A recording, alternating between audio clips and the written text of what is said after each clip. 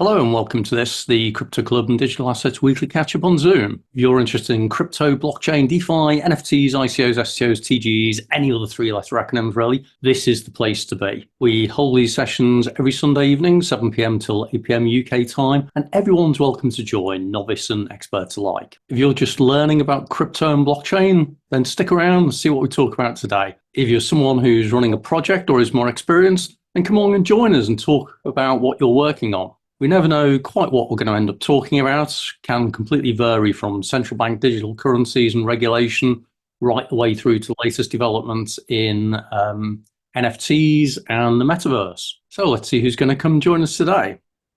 Hey, Gabrielle and Stefan. Hi, Stefan. Hello. Personally, I struggle right now with Polkadot a lot. I was thinking you have Polkadot and then you use Starlay or other platforms to lend it and then get more capital and then reinvest it. But the problem with Polkadot is that it's actually really complex. I would be shocked if this thing pays off, if people would really like it. I would be shocked. I don't think Polkadot would have something like an adoption from a consumer basis because it's really complex. Okay. I'm looking like Solana. You just buy it, you fill a wallet, and that's it. But Polkadot, you have to constantly transfer the assets through each wallet. Have you ever tried that? No, well, I thought Polkadot was really just like an interoperability layer. I didn't really think of it as like an investment type platform. Is that the way you're using it? Yeah, so you basically have the DOT token it has its own blockchain. And then if you want to use the platform, like, I don't know, let's say investment to lend your Polkadot or something to do applications, you have side chains kind of. Okay. And you use something like Moonbeam or uh, Astra, something like that. And those are other chains that are different. So you have to transfer your assets from from the main chain to the side chains. And some of them, they are EVM compatible. I don't know, I like the idea. They are pretty cheap and they have some products, but the liquidity is really low. So I don't know what to say, to be honest. If they are going to be the same way as Solana, I really doubt because it's really complex. Okay. Do you use something like this? No, Or I'm not into that space at all. I don't know if anyone else is. I see we've just been joined by Ken actually. Hey Ken. Is Ken going to say hi? Yeah, hi. Uh, To unmute myself there. no worries, Ken. What brings you along today then, Ken? Yeah, just come and see who's here and just open for the open discussion, really. Yeah, yeah. Well, we never quite know where this kind of thing is going to go, and we never know what level of experience people are as well. So it's like Stefan was just talking about some of the challenges he's finding with Polkadot, but he's into it in a level way beyond anything that I have an understanding of. I don't know where does your interest or involvement fit, Ken? Well, I haven't really used Polkadot a lot actually. I did use it a little bit last year, Okay. but no, ever since sort of I wasn't really a fan of their parachains and everything, so I didn't really spend a lot of time on it. Yeah. I know I started reading through the paper, and that's the one where they're talking about fishermen and that kind of stuff, isn't it? And parachains. And Yeah. I just got a little bit to the point where I thought that this has clearly been written by people who are very good at what they're doing, but I don't understand it myself sufficiently to appreciate it. So I moved on. So where's your interest in particular at the moment, then, Ken? Well, at the moment, I'm just just in the industry, just looking around to see what was happening. This week, I was quite interested in sort of the blockchains that went down really this week. So last week we had Solana. Mhm. This week I think Sui went down for a while, and another one went down for about 4 hours. So it's just that's really what I've been looking into. Is a lot of these, well, they should be decentralized. Mhm. but it's a bit worrying with the blockchains going down. But that's where I find it interesting. People get mixed up with what the term decentralized actually means. And it's actually that it's the governance that's decentralized. And what people tend to think they mean is that what they actually mean is it's distributed. And because it's distributed, it's unlikely to suffer from failures and that kind of thing.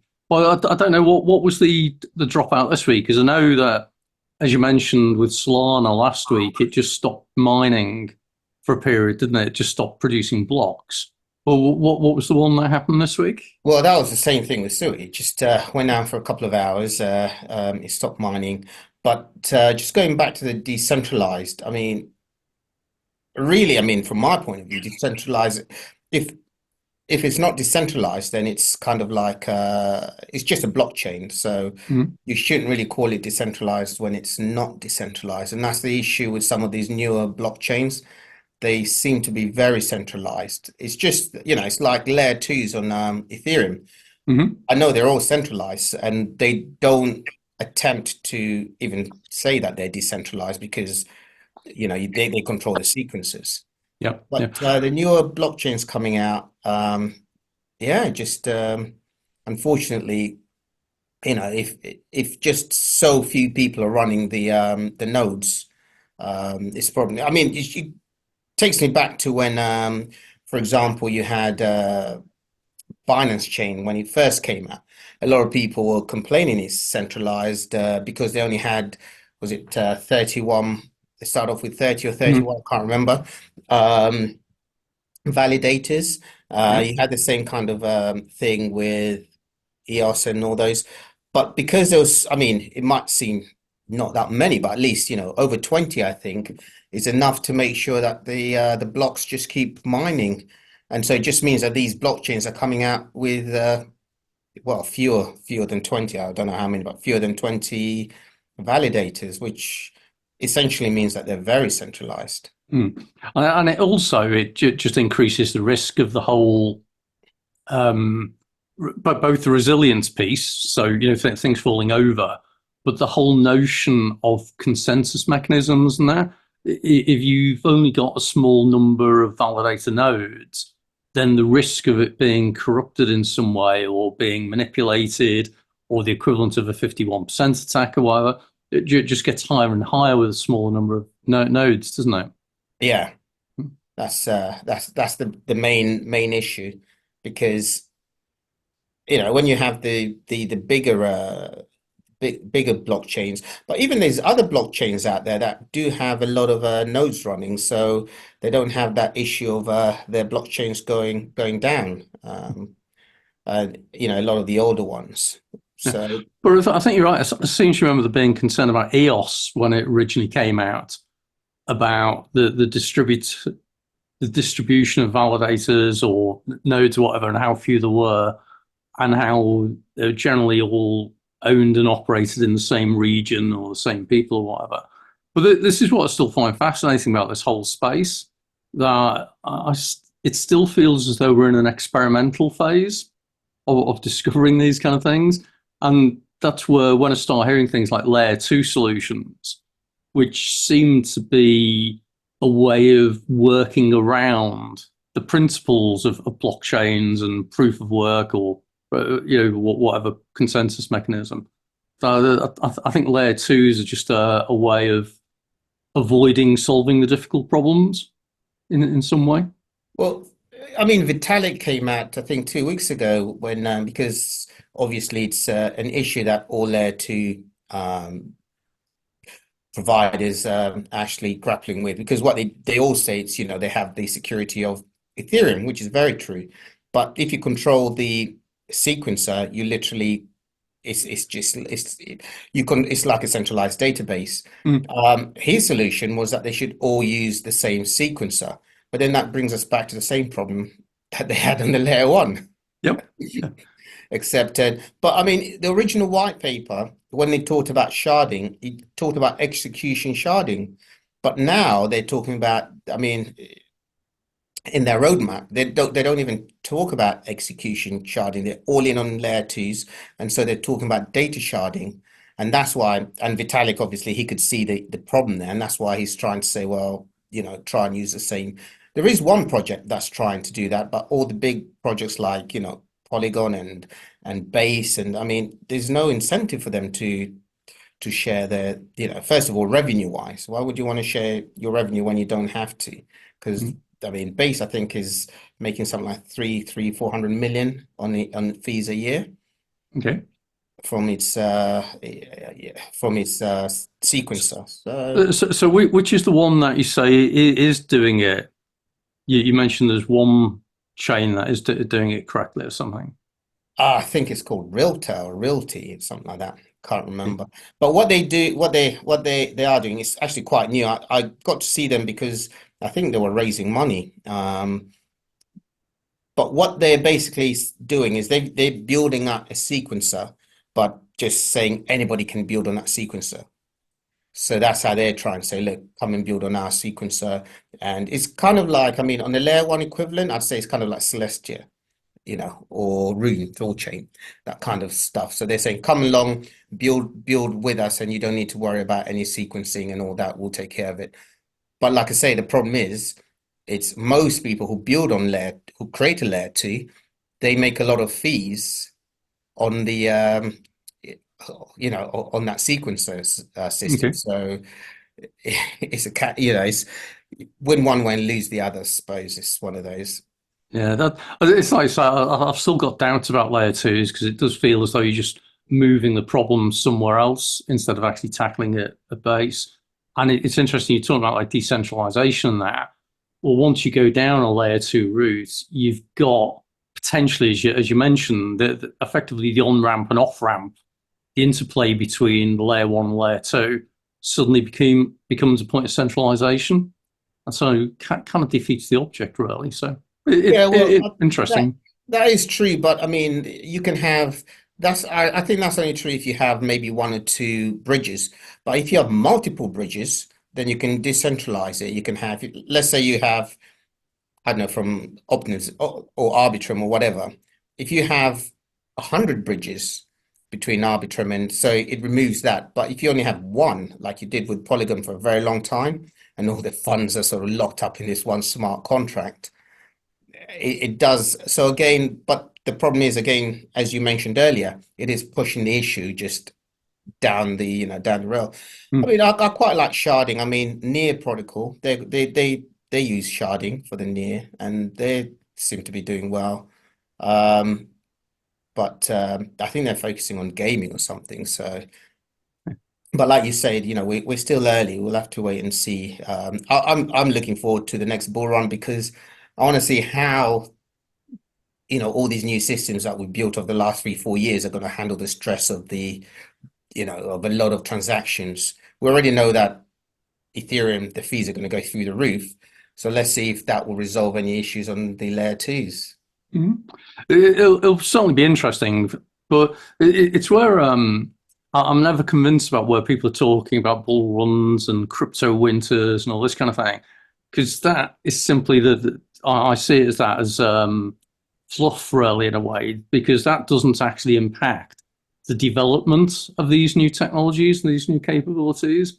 It's just a reflection of prices, which I think many of us believe have got nothing to do with the technology development. So I'm not entirely convinced by some of that. And also, it's always a crypto winter somewhere. It's a bit like the weather around the world. It might be a bit of a crypto winter in the West. Meanwhile, South Korea, with its gaming, with its metaverse, all this kind of stuff, seems to be doing a lot of stuff. So, one side of the world it's cold, the other side of the world it's warm. And I think in Latin America and parts of Africa, there's still a lot of interest. So, we shall see anyway. So, joined as well, Elena, funnily enough, talking about the metaverse. Good evening to Elena. Good evening, everyone. And JT's joined us as well. Hey, JT. Hi, guys. I'm just kind of moving on my seat with this talk about L2s. On L2s. So what's your thinking around layer 2s, JT? Well, I'm gonna say as it is, a bit of a bullshit, really, because uh, L2s means that the L1 was not properly designed and architected. So therefore, it's not built for purpose, you know? There's not even a question about that. And then people come and say, hey, let's try to put some layer on top of this. But the problem is it's moved away, you know, and like you said, rightly so, I'm a big critic for years and years about this, yeah? Is, you know, it becomes centralized again, you know? When you move from a layer 1 to layer 2, actually, layer 1s, the great majority, 99% are not decentralized anyway, okay? You know, we can name all of them here if you guys want to. The only one potentially could be considered decentralized is Bitcoin blockchain, but it's becoming also a problem, you know? Ethereum, we know, Lido and all of those.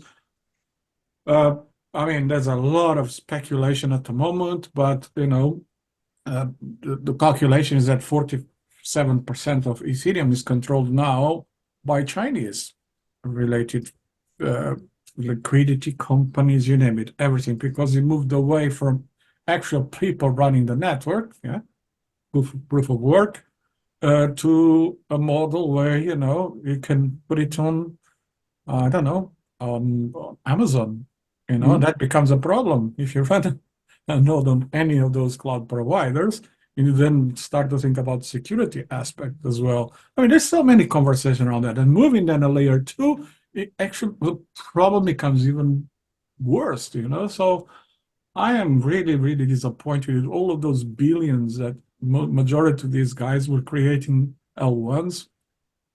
And they haven't managed to get it right, you know?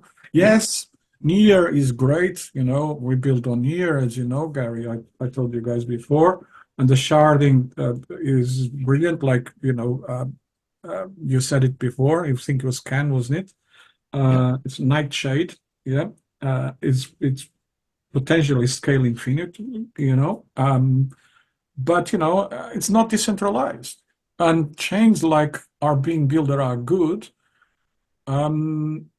lack usually that marketing aspect, you know. So I love Near. I know the team, the founders. I mean, I know a lot of people there. They're great people, you know. But somehow the marketing hasn't worked out yet, you know.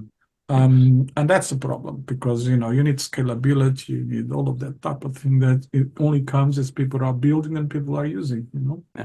And it's probably worthwhile reflecting, you know, what is the difference between a layer 1 and a layer 2 protocol? Because we keep using these terms all the time. And you think about, you know, okay, so layer 1, straightforward blockchain, you know, Bitcoin, Ethereum, EOS, all these kind of things. Solana, etc. Yeah. Solana, yeah. And they all use the same principle that you've got a block of data that gets mined by a group of miners. You reach consensus, you digitally sign it, it gets approved, and then the transaction is validated, and then the next block is mined, same process is repeated, and so on.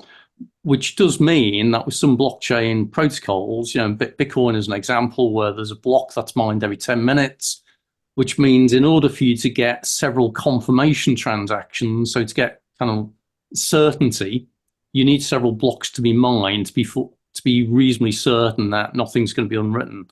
The problem with that is that if a block's being written every 10 minutes, then having transactional certainty can be like an hour or longer. Finality is what it matters. Transaction finality, that's right. And so that means that it's not suitable for things that are performance required in some way.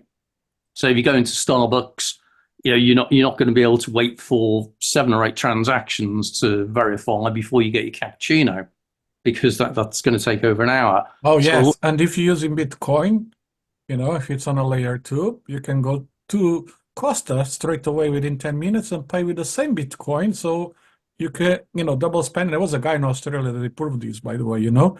He did double spending by buying coffee in 2 shops within the 10 minutes, you know.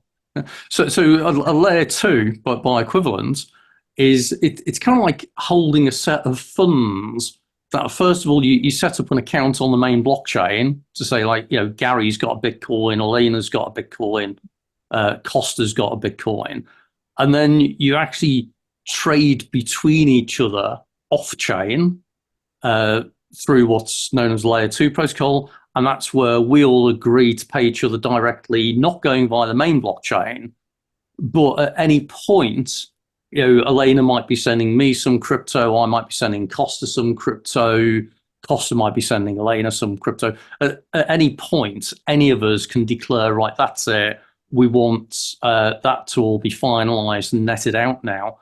But up to that point, all the transactions are no longer on the blockchain. They're being done on what's effectively a layer 2 database, as opposed to a blockchain. And then it all gets written back to the main blockchain. So what that means is that you're trying to talk about something as though it's a blockchain solution, where it kind of is using blockchain as an on-ramp and off-ramp in its own right. So it's, as we were saying before, it's kind of like working around the problem of transaction finality and certainty and everything. And if you take a look, there are actually a load of layer 2 solutions. So we mentioned Polygon earlier on, Arbitrum. There's a few more here. Cartesi's one I've heard of. There are a whole bunch of these things. All of them look really, really interesting. Majority are on Ethereum primarily. But it's all being done to work around the basic problems of the main layer 1 blockchain. So interesting stuff. Yeah, and, for example, Arbitrum, yeah. I was just looking at that because I was going to execute some transactions, or I was going to create some campaign to execute some transactions. And then when I looked, I said, okay, let me see Arbitrum, and when I look at how much it costs $1.70 for a transaction still on a layer 2. And I'm like, oh my God, but then I said, let me try Polygon. And Polygon is, is not even a cent, Yeah. a lot lower than that. So, I mean, there's still a lot of problems out there with actually layer 2s, which is crazy stuff, Yeah, and actually that's a really good point I'd forgotten about. One of the fundamental problems with transactions on some layer 1 blockchain, so Ethereum's the example, where in order to get a transaction to go through, you have to pay gas, and that might be quite expensive in its own right, which is why people don't necessarily write directly to the Ethereum blockchain. They go via a layer 2, which provides a cheaper option. But if that cheaper option is not cheap, then that kind of defeats the object of that. It's a good point. Stefan mentions Energi blockchain. Is that something anyone else is familiar with? What is it? A free energy blockchain? Something today that made me laugh. A perpetual engine powering the blockchain. It sounds weird. What I was curious is because from what I read, it's basically like a blockchain that has kind of like inner layers inside. So if, for example, let's say someone steals your money, you can actually go to the company and make like a claim, and they can analyze it and they can actually give you the money back, even if they are stolen.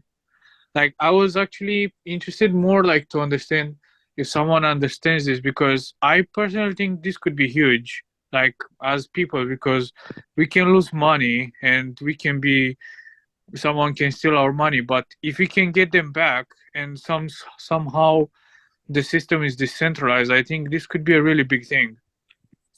It does sound a bit like a gimmick, the company, but the project is for a long time, and I think that this could be some potential in it. Well, look, there's only two ways. If you think how a blockchain works, if there is a transaction, means some crypto, some tokens move from one wallet to another wallet, right? So that's it. It's gone. You can't do anything about it. They can never recover that unless it's not a blockchain, okay? If it's a DLT where they control the nodes, so it's not decentralized, therefore it's a database like, I don't know, Oracle or whatever database, then they can roll back and they can actually retrieve those tokens and send that back to you. So what that means is they will block the tokens that the other wallet has, the one that's stalled, and they will issue the same tokens to you, back to you. But that means it's not a blockchain. It's just a simple database with digital money, okay? It's not really a token created on a blockchain. It's not decentralized, okay? The other way to do it, something like this, a project like this, is if you have some huge insurance companies behind you, you know? Mhm. And I don't think nobody has ever insured something like this, because if 1 million is stolen, somebody can just take it and that's it. It's gone. Yeah. So I would love to understand how they do it, but I'm quite skeptical about this type of stuff. Well, I mean, they claim that they basically effectively run an L1 and L2. So essentially all the transactions are done on L2s. And then once it's finalized, or once they're happy with it, it then is finalized on the L1. But what I don't know is how long do they wait before putting the final Exactly. transaction onto The L1? finality can, Yeah. You like finality. Which, But that's the whole principle of the layer two, isn't it? What they're effectively saying is let's take the transaction off layer one. You'll get a state. So the state is, Elena's got one Ethereum, Gary's got one Ethereum, blah, blah, blah, blah. You then do all your transactions on your layer two, and then at some point you commit it back again. And that's when it gets rewritten to the Ethereum blockchain. But the thing, it was kind of curious because I was sharing the website there a minute ago, and I kind of always get a bit nervous when I look at things when you go to the team, and when it only ever gives the team's first names. That's always an alarm bell to me, and it might be totally ill-founded. That's a good point. Is there I'll- a link to anything else though? No, well, not from there, because I just Okay. thought, I wonder if it links to their profiles, and it doesn't. Oh, well, The yeah. only So- thing I know, this guy, founder and CEO Tommy. So he was basically a how do you call, a YouTuber, and in 2000, I forgot exactly, I think 2017, something like that, he started this project. And I see him marketed with like bigger cryptocurrency YouTube channels like Altcoin Daily. I saw him a lot, and I was wondering if there is something behind this, because I was thinking about trying to do like a node on my own and try to experiment with it, but I haven't really played much. So it's more like an idea I throw to you guys to see what do you think. Yeah, I always do find it interesting that whenever any team only has the first name, that just makes me a bit nervous. And I mean, fair play if he was a YouTuber and he's come up with something, and that's kind of interesting. I'd certainly be fascinated to know a little bit more about them. If anyone wants to check them out, energy.world is certainly there. They've got their full names there. There we go. A second name. You had to go into the white paper to look at it. So Tommy Rostami and Ryan, I guess it's Lucis or whatever. Yeah, it'd be interesting checking them out. But I don't know personally. It's not one I'm familiar with. And it was funny as well, as JT kind of alluded to, whenever you hear the word energy in some way, you always start thinking, well, is it an energy-related blockchain in some way? So, Yeah, I mean, the only issue I have with them is how long do they take before finalizing? So if they take a year to finalize, then is it really? You might as well just run a SQL database. Yep. That's the point, Ken, isn't it? I mean, they can't say they're a blockchain company or even a layer two, because if finality takes forever, then guess where hackers are going to concentrate their efforts, on something that is not decentralized. They're layer two.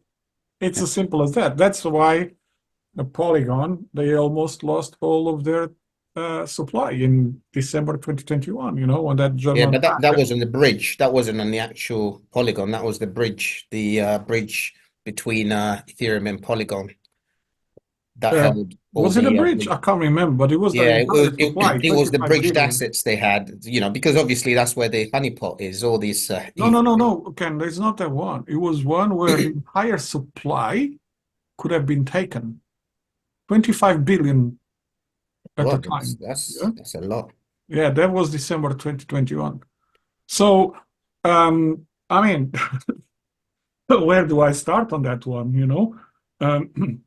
Because we go back to the layer 2 problem, isn't it? It becomes centralized. Finality is not, because let's remember what, you know, you already explained, Gary, but there's a much simpler way of explaining. Basically, you put all the transactions until you actually have enough to create a block, and that's when you actually submit that to the main blockchain. Yeah, which you create the block, then of course it becomes cheaper. Yeah, every single transaction. If you're keeping all of those transactions on the L2, you're gonna have a huge problem.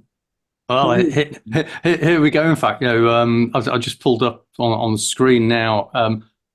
Hacker exploits vulnerability to steal 800,000 Matic tokens from Polygon.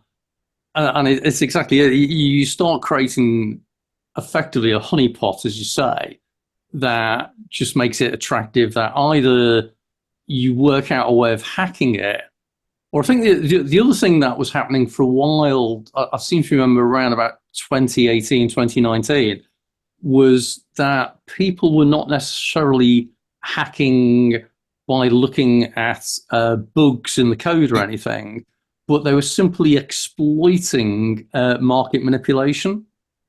And so they were doing things like they were getting a load of tokens from one exchange, borrowing it to do like a flash attack on another chain or something, because they'd realized the way that the logic was written across the chains was such that they could manipulate prices briefly, cause a flash rise, and then purchase the things and then sell them all back. So this is a game where it's interesting how that market matures. I mean, that came up because of DeFi, didn't it? Because before DeFi, you couldn't really do those attacks because people held the centralized exchanges controlled the price. But once DeFi hit, then people realized they could do those flash attacks. And I think as we build more, more just newer versions of things on chain, it's going to create some more vulnerabilities. Yeah, and it's interesting. I think JT just shared a link on something a bit more recent about Polygon. Again, more vulnerabilities. That was December 2021, like I said. So this was it was a German hacker, I think, if I'm not mistaken. I found these, and then Immunify, the bug bounty platform. Yeah, they informed. So the guy was actually quite good, you know. You didn't hack the entire blockchain, but if I'm not mistaken, I remember speaking with the guys at Immunify. I think the guy could have just emptied the entire supply, you know, overnight, which was with $25 billion at the time, the value, you know.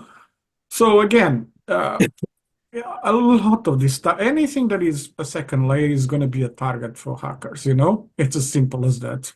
Because on a blockchain is a lot more difficult to do it. You have to go through smart contracts if they have smart contracts and so on. So I would stay away from that, you know. And unfortunately, it is a problem because what projects are doing are just building on the hype. Oh, what's the change now that everybody goes, yeah, Solana. Everybody started then to create all these projects, Solana, and Solana pauses. In 2021, a month ago, or not even a month ago, I think it was this month, wasn't it? Solana had a problem again. It paused again. You know, we discussed how many times, Gary. Any blockchain that pauses is not decentralized. You can't pause a blockchain, you know. It's as simple as that because there's always some guy running a node. I mean, just think about this. When did the Bitcoin blockchain paused? Can anybody remember? No, it hasn't. That's the point. You do not Actually, pause. I remember that one time in the past, in 2013, there was a hack, and probably because it was very few people who were running the blockchain, they went backwards.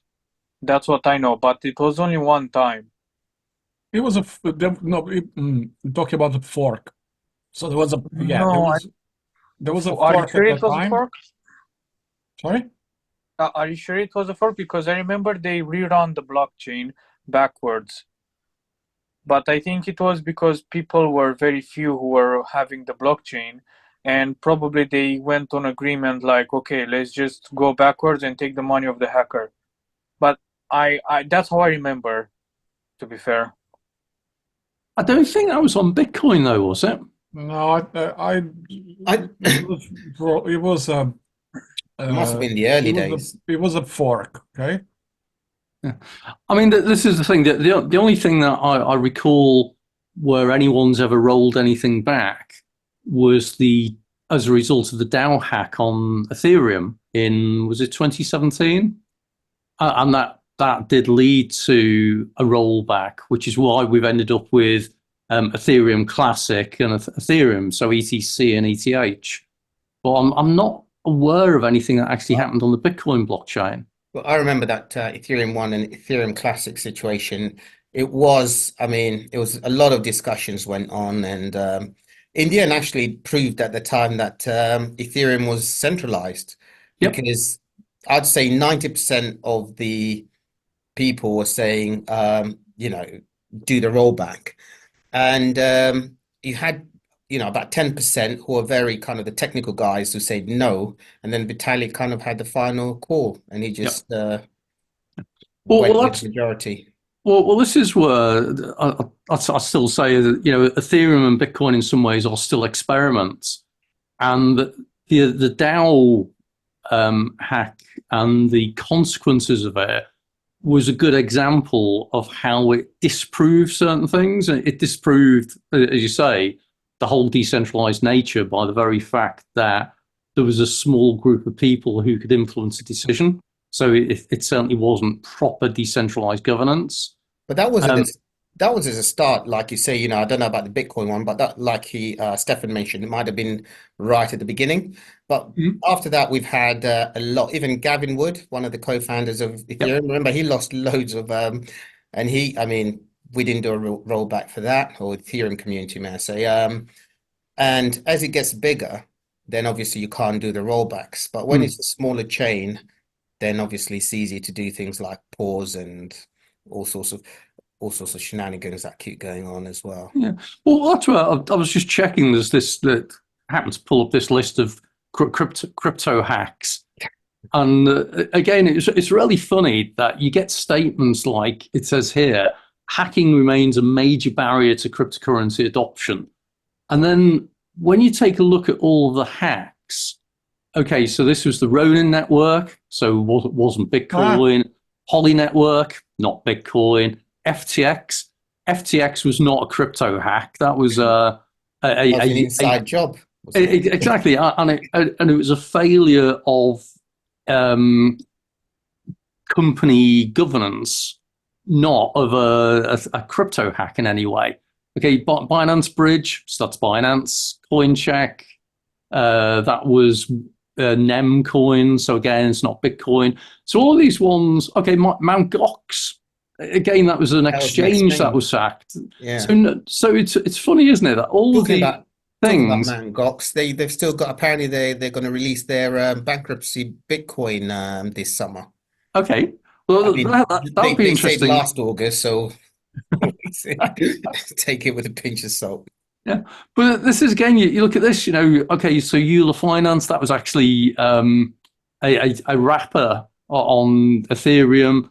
Bitmart was an exchange. So I haven't seen a single major cryptocurrency hack in any of these. And yet the article begins with saying that crypto hacks are a major problem. So it goes to show, I mean, maybe multi-chain's a possible one. It's mainly, I mean, we go back again to layer twos, because and bridges, okay? A bridge, I always say this to people, is like you have a bunch of 4 or 5-year-old kids, yeah, and you put lots of sweets on the table, yeah. What do you think is going to happen? You know, the kids are going to grab them. It's the same thing. Hackers, when they see a bridge, is just money there waiting to be grabbed by an hacker, yeah. It's as simple as that, and they do it often, you know. So bridges are always the ones who are compromised. By the way, I sent you the link of what happened in 2013, which is someone produced a very large block. So they had to, which forked, of course, the Bitcoin network, and then they released a version 0.81, whatever it was, 0.81, which addressed these block heights, you know. So it was something that was happened very quickly, but the blockchain never paused, you know, because it continued. It's just they asked some of these miners to switch back from 0.8 to 0.7, okay? And then they released a 0.81, which fixed the problem, right? So there was never a pause of the blockchain. The length stayed normal. Result was a fork with miners, yeah. So that's interesting because at least in fairness as well, that is 10 years ago. So the fact that we've not had any significant things you can't pause that. the Bitcoin blockchain. That's the purpose of a blockchain is decentralized and cannot be paused by anyone. Because if it was being able to be paused, it would be compromised. Yeah. By big state actors, big hackers, you name it, whoever wants to steal the money.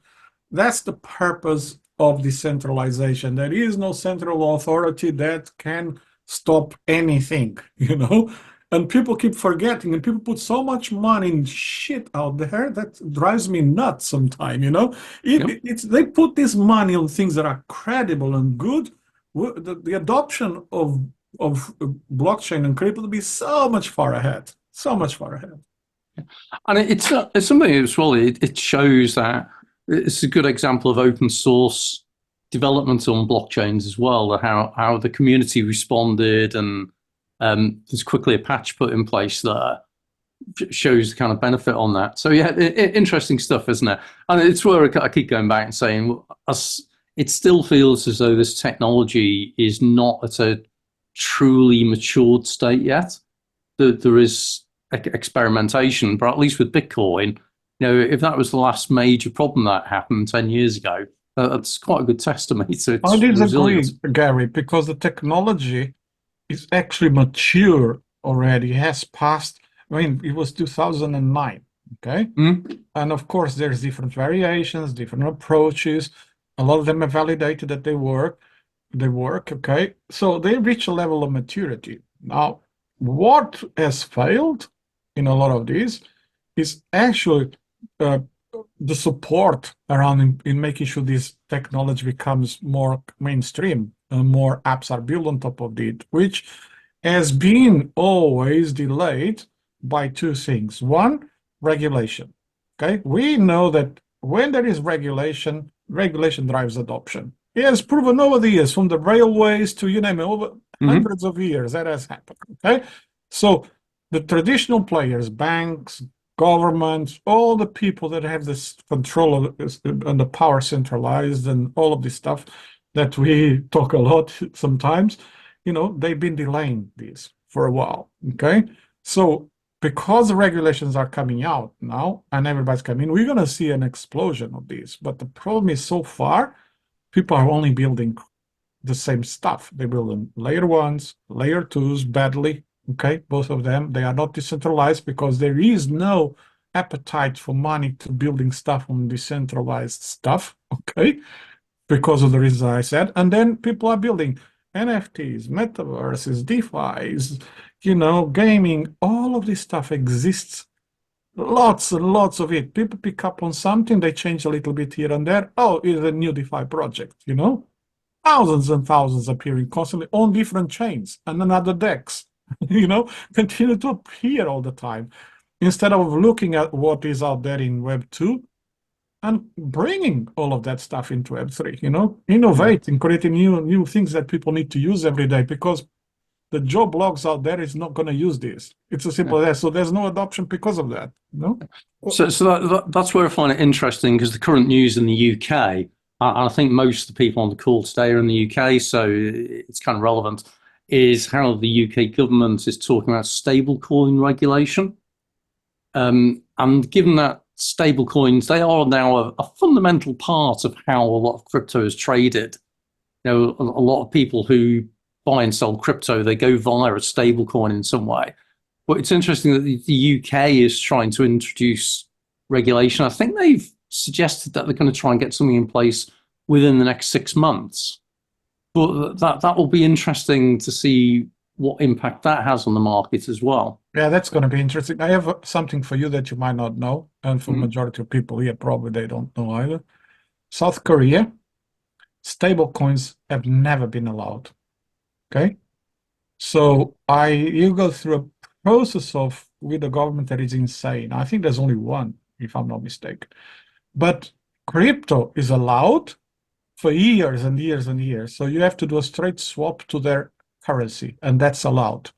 Being with a card, doesn't really matter. You can use the whole fiat system there, and you can swap back and forwards, to any token. That's why, crypto in South Korea is well ahead from many, many countries for years and years.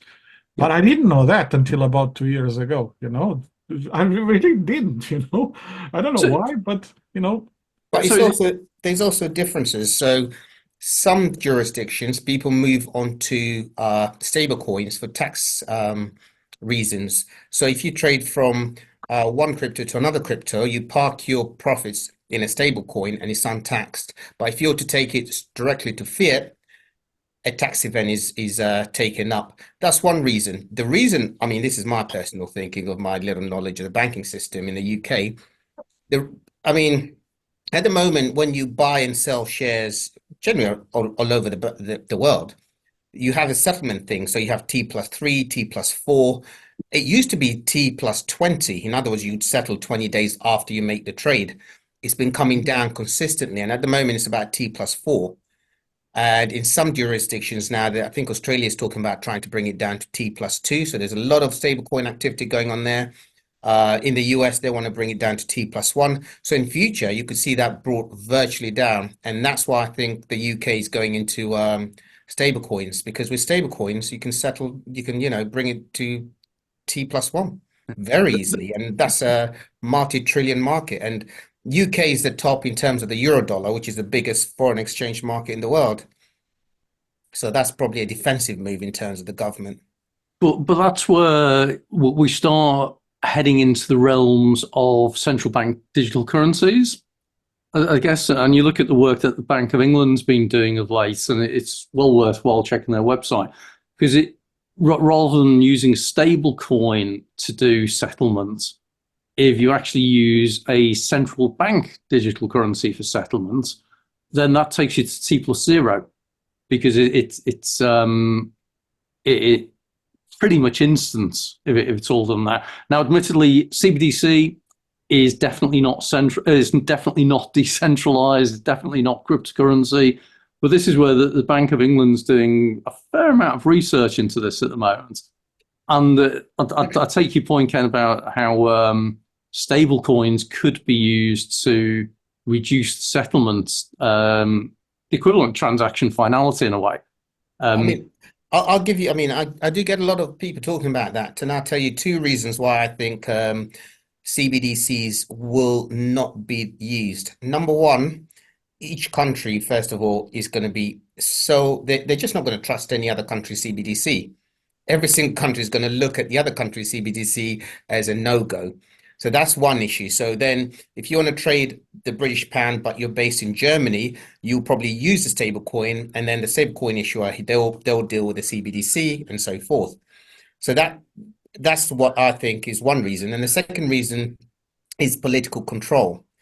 Politicians, some politicians in the UK, in the US, in some parts of the world, are already saying that CBDCs are going to take away freedom. Yep. So there's the political element, in terms of the freedom of the individual. And there's also the political element in terms of, are you going to basically allow a foreign country to control what's going through your own banking internal system? So those two are very political, and I just can't see politicians or governments ceding that power off to somebody else. I'm going to offer one quick thing on the each nation wants to retain sovereignty of its own currency, and that is to look at the Bank of International Settlements, the BIS, who are doing a lot of work around CBDCs.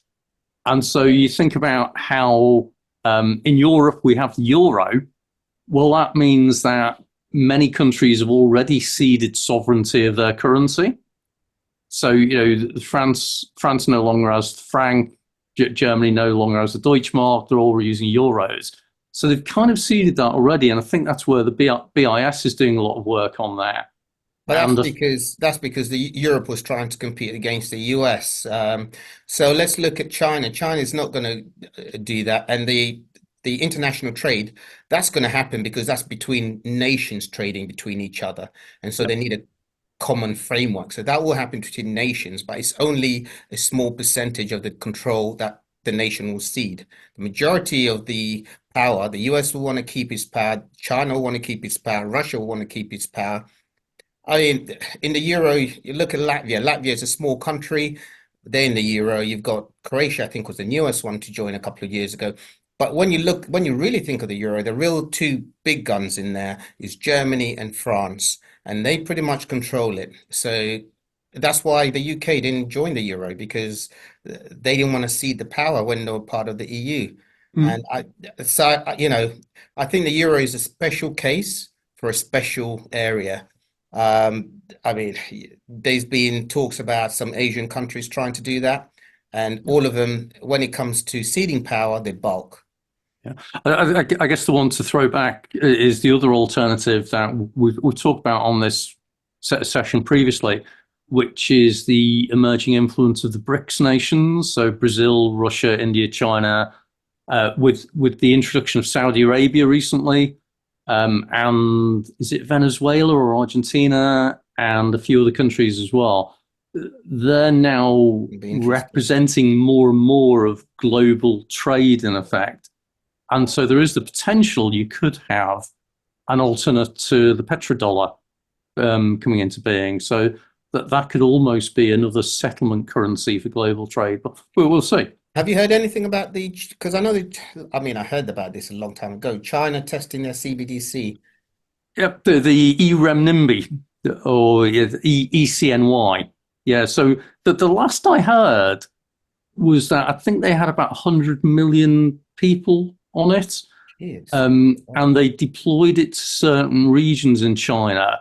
And this is where it starts getting interesting now, because they ultimately deploy it through WeChat. So WeChat, for those who don't know, is like the Chinese equivalent of WhatsApp. So it's a messaging app and a lot more besides. And I seem to remember that they were deploying the ability to make payments using ECNY, so the Chinese CBDC, through the chat facility. And this is where that kicked off a whole load of worried people, exactly as you described before, about the risk of central government ownership and control of payments, of bank accounts and everything. But it has gone a little bit quiet on that lately. I haven't heard much about it. But I mean, my thing, with CBDC anyway, the only thing I keep looking out for is whether it's going to be programmable or not. So JT and I have had conversations about this in the past, that programmable payments is good, programmable money is bad. I think was that the consensus we reached, JT? He's gone away. Yes, it was. Okay. Excellent. Elena's the minute keeper now. Absolutely, yeah. So kind of, I think, coming back to the point that the idea of having programmable payments is really interesting, because that means you can automate things like tax collection and commissions and this kind of thing. So quite exciting.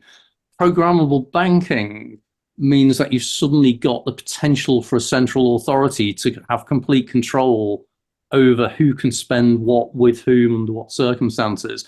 And that really does raise a big political worry for a lot of people around government control, which I find fascinating now, because that's actually that people are stating that as a technology risk, when actually what they mean is they don't trust their government. Yeah. Or a future government. I guess if all governments are benevolent in nature, then there shouldn't be a problem. But the very fact that people are now saying, well, I don't want the bank to have the ability to freeze my account.